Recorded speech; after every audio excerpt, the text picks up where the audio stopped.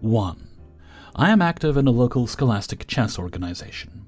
We set up some formal lessons, provide a place for kids to play or study chess in a more casual setup, and occasionally organize tournaments.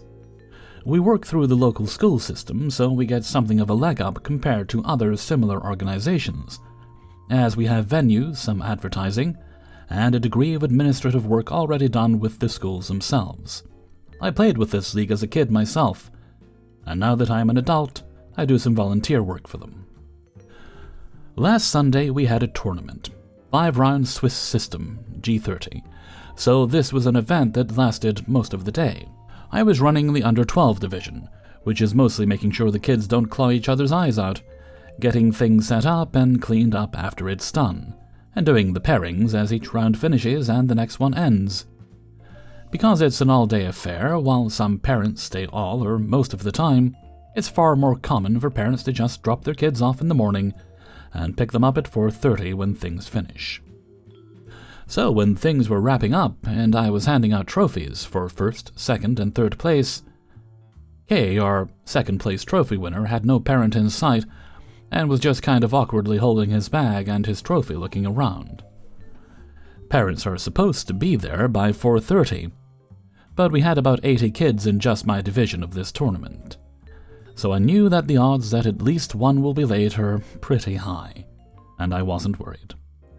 Asked the kid if he had a phone. He didn't. Asked if he knew how to reach one of his parents. Got his mom's number. Called, went to voicemail. Left a message reminding her that the tournament was over and she needed to pick up her kid. I can't leave if there are any children still there, so I got to doing some cleanup, which the kid offered to help with. Took maybe 20 minutes to pack everything up, still no sign of Mom.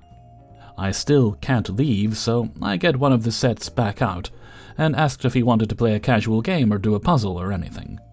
He asked if we could go over some of his tournament games, and we spent the next 20 to 25 minutes analyzing one of his games from the tournament.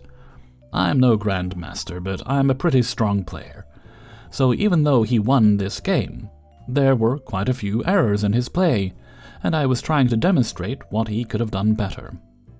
Kid takes instruction well, and is actually marking notes on his score sheet.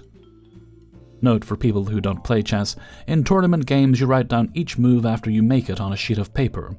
This is primarily so there's a record in case there's a dispute as to what the position is in. It also helps you review the games later, like we wound up doing. Our analysis is interrupted by a woman's voice shouting, "You there! What are you doing with my son?"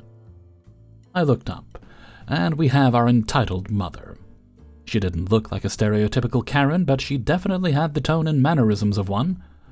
I got up, congratulated her son in front of her for taking second place in the division, and explained how we were going over one of his games while we were waiting for her to show up.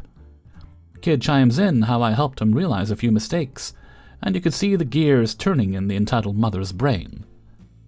After a second, she bellows out, "You can't do that to a kid. If you mix positive messaging with negative messaging, you'll give him a complex." I know what I'm talking about. I have a degree in psychology. That took me off guard. But I wanted to finish cleaning up, and I was sure the kid wanted to get home. Surprisingly, EM didn't want to stay and pick a fight further, simply getting her kid and leaving. I figured that was the end of it. Not a pleasant experience, but a short one. Well, I was wrong. She sent our organization 21 separate emails demanding that I be fired. Her degree in psychology lets her know how damaging I could be to her precious boy, and I'll rob him of any desire to keep playing by confusing him. It's apparently abusive to tell a child that even though he won a game, and that's great, there are better moves he could have played during that game to improve his play. She's already went through this kind of crap with the coach her husband hired for the lad. She fired him, and now she wants the league to fire me too. Today's emails have taken a new tone. She must have found out somehow that the kid helped me clean up, because instead of strident demands I be fired on the basis of the profound psychological harm I have done to her kid, they now claim that I've violated child labor laws, and she'll report us to the State Labor Board. But she'd be happy not to, if they take the reasonable step of dismissing me. I know there are nutty parents around chess, but this is the first time I have had prolonged close exposure to one. I am not worried at all, but I feel bad for the kid. He was nice and respectful, and a part of me wonders where he gets it from, since it certainly isn't from his mother. And no, he wasn't showing any signs of distress from me analyzing a game with him. 2. Around Christmas, there are a lot of entitled parents. But I had one a month ago at my work that really threw me off. So my work is non-profit that has a toy donation with many other organizations who donate a ton of gifts for kids of all ages. We also had a thing where parents could put things they needed to, like clothes, cleaning supplies, and kitchenware if needed, and if anyone wanted to supply those, they could. Well, we had a guy named Kyle come in and get the stuff for the children that he put down on the sheet. I am the admin, so I knew who was picking up items, and once I got his name, I retrieved the items. He got the bags and made his way out to his vehicle. However, after 5 minutes, he came back in and came up to my desk. So, where's the rest of it? Pardon? You know, the stuff for me and my girlfriend? The kid's mother. I was confused, so I looked in back, and sure enough, that was all of it. I then checked his application, and sure enough, that it only had the 4 small children on there and no adults on the list of what they want. Sir, I'm sorry, but unfortunately you did not put adults down on this application, thus we have nothing for you. What? Come on, we need something too. He was grumbling, moaning about how he needs something for Christmas, and how he thought we gave gifts for the whole family. Sir, give me 1 sec, I will ask my boss what we have. I then went to the back and talked to my boss, who happened to be with the organization leader, and told them what happened. Is he still here? Said the organization leader. Yes. No worries, I'll take care of him. The organization leader and I walk out and they go to speak with him. They take him outside and chat with him for about 10 minutes before he huffs away and leaves without a thank you. Well, what happened? Oh boy, what a real piece of work. They then told me that this grown man was upset that he got nothing from us and that we only focused on the children at our organization. And guess what he was wanting? A freaking PS5. Yes, a non-profit gets $500 PS5s donated to us, plus, if we did, they would go to teens, not adults, who could make money and get them themselves. And if you thought that was it, you would be surprised. The guy also asked the organization leader for us to call him and let him know if we had anything left over the Christmas season, so he and his family could sell it for money. Well, guess what, Kyle? All of those gifts left over go to future events, and for families who aren't as stingy as you. 3. My husband and I got married super young. We were 22 and 21. He is his parents' only child together, but he has a half-sister from his mom's first marriage. His mother voiced her opinion about us being too young and tried to postpone the wedding, to no avail. Shortly after we married, we found out we were pregnant. She was not happy. She refused to discuss the baby and the pregnancy at all. When I started bleeding and went into labor 3 months early, my husband called his parents to let them know. They continued on with their dinner plans and didn't bother coming to the hospital to meet their first grandchild until the next morning. However, once she held him, it was all over. She was in love. From that point on, she moved in on him. I didn't know how to tell her to back off since I was only 23 at that point. She smothered him in love and money, which sometimes bothered me, but my parents are very narcissistic and didn't have too much to do with him, even though he was both sets of parents' first grandchild. So I figured she was making up for my parents' indifference. Big mistake. As he got older, she gave off the impression that she was more of a co-parent than a grandparent. She insisted on being involved in every single thing he did. This bothered me immensely, but my husband just said she wanted to spoil her only grandchild. She went to every single sporting event, school event, etc. My husband and I would do our family's Christmas and birthday celebration at home, and then have one with them, and that would upset her that she couldn't be involved in ours, and why we felt the need to exclude them. Once we didn't tell her about a make-up baseball game, one that wasn't on the schedule, and she blew a gasket about why we didn't let her know so she could go.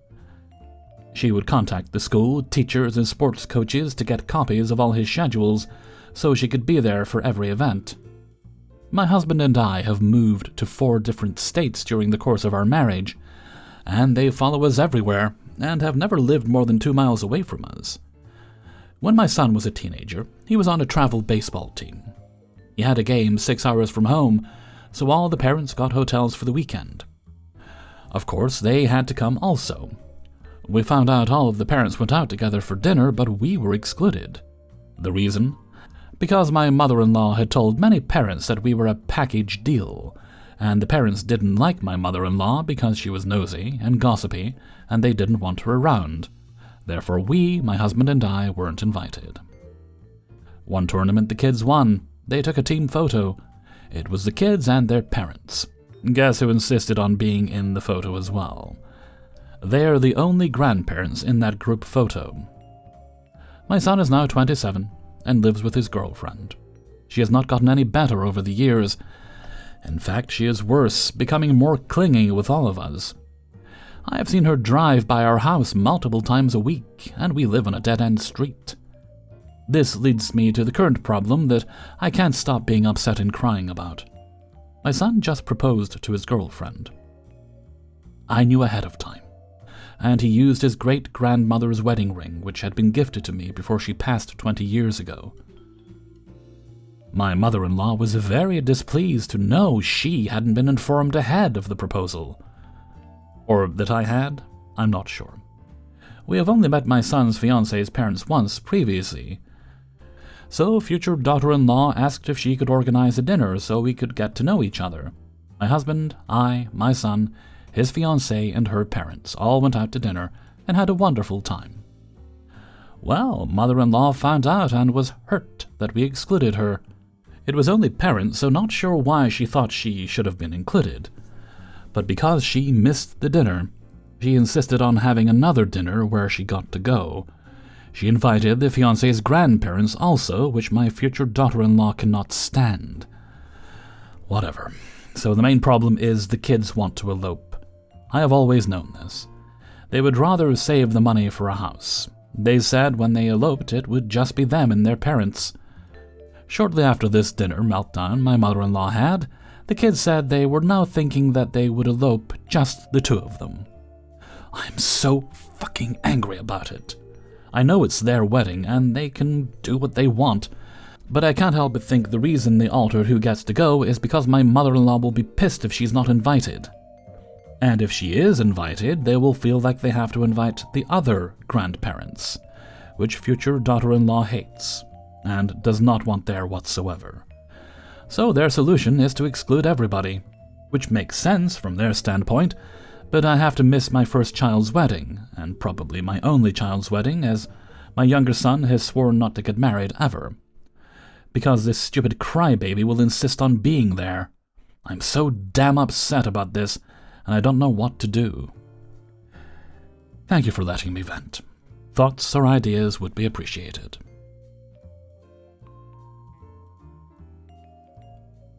4. What is it with the Just No Mills and their chronic addiction to Facebook? I find it so laughable that it's so predictable any time you hear about a Just No Mill.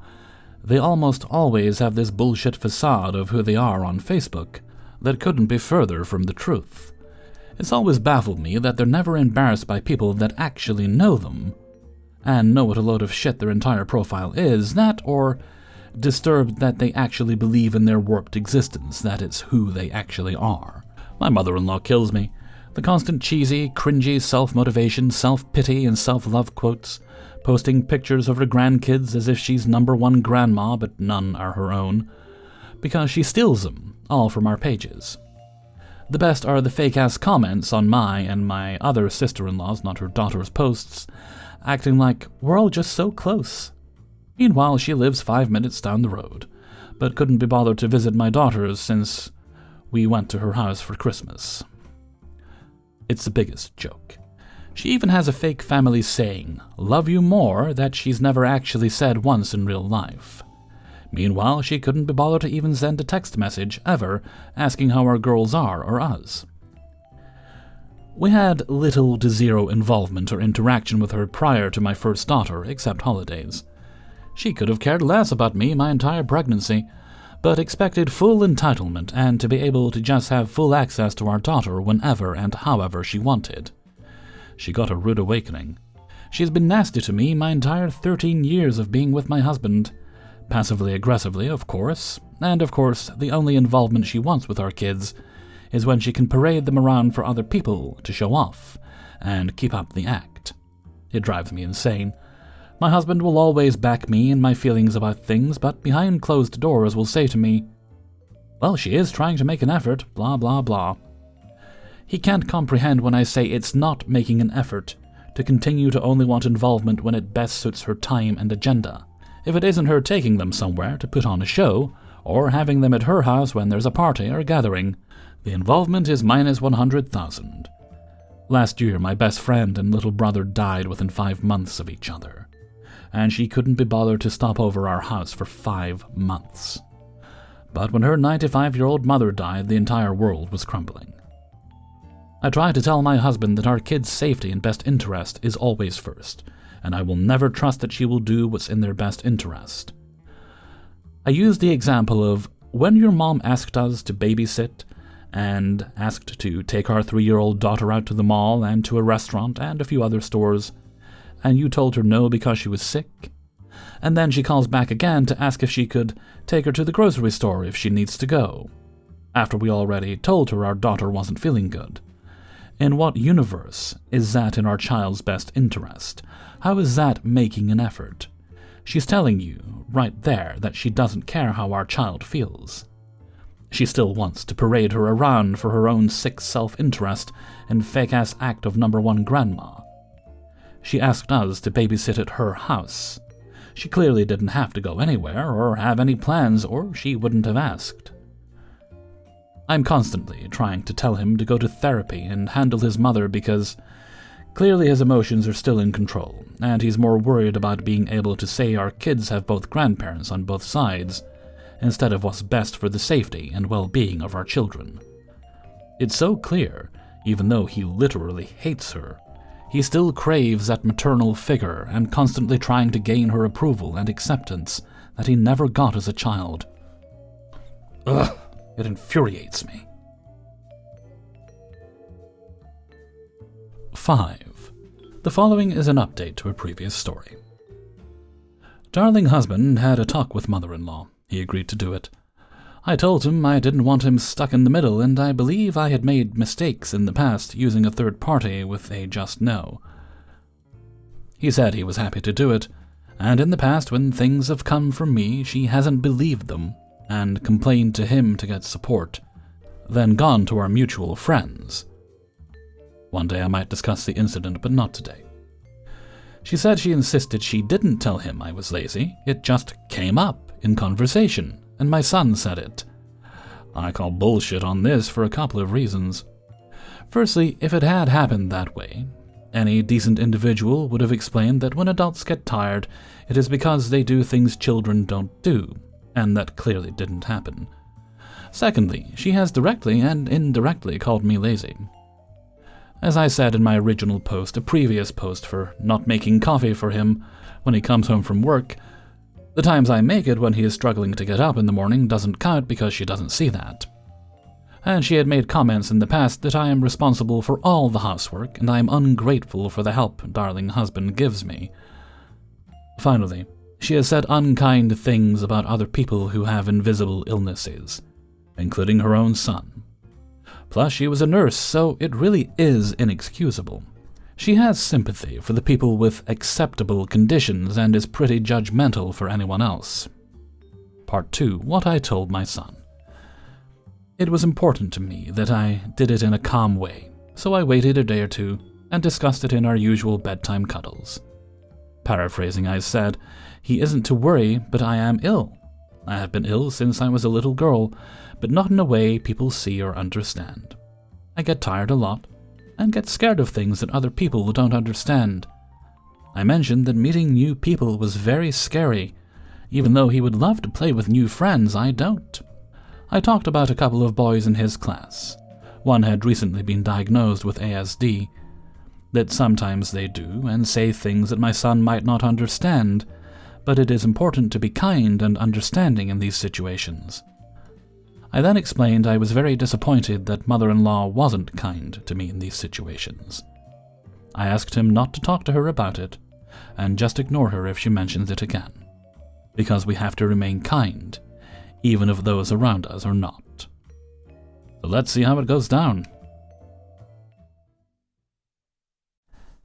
Hey everybody, Hellfreezer here, and thank you very much for listening to The Impractical Proudness of Parents, Ipop, episode 124. And thank you very much to everybody who allowed me to use their stories in this video. Before you go, please hit the like button. If you would like early access to these videos in future, then you can do so by supporting me on my Patreon, which is linked in the description, as is the link to the Hellfreezer merchandise store. And if you especially enjoyed this video, feel free to leave a tip. Do that by clicking on the heart with the $sign just below the video. But you don't have to, although thank you if you do. Okay, as there's no other business today, let's move right along to Hellfreezer's question of the day. And today's question is, what is something you think is a really good idea, but you just never bother with it? Like, I think cookbooks are a great idea. I've never bought one, probably never will. I tend to get most of my recipes by looking them up on the internet. See ones that people have come up with themselves, have shared, and things like that. Why don't you let me know what some of your ideas are in a comment below. Maybe I'll find something cool I haven't tried. And before we go, we'll have the answer of the day from a previous video. And today's answer comes from Ipop 120. And I think this was in relation to comfort food. I think. And today's answer comes from Ryan Stacy. I love the comfort food, basically mine, but I use golden mushroom soup, regular mushroom soup will do, and use that as the gravy, 2 cans and 1 can of milk or cream. Thank you for your answer, Ryan Stacy. Alrighty. And with that, I'm going to head off for now. So until next time, thank you very much for listening, and take very good care of yourself.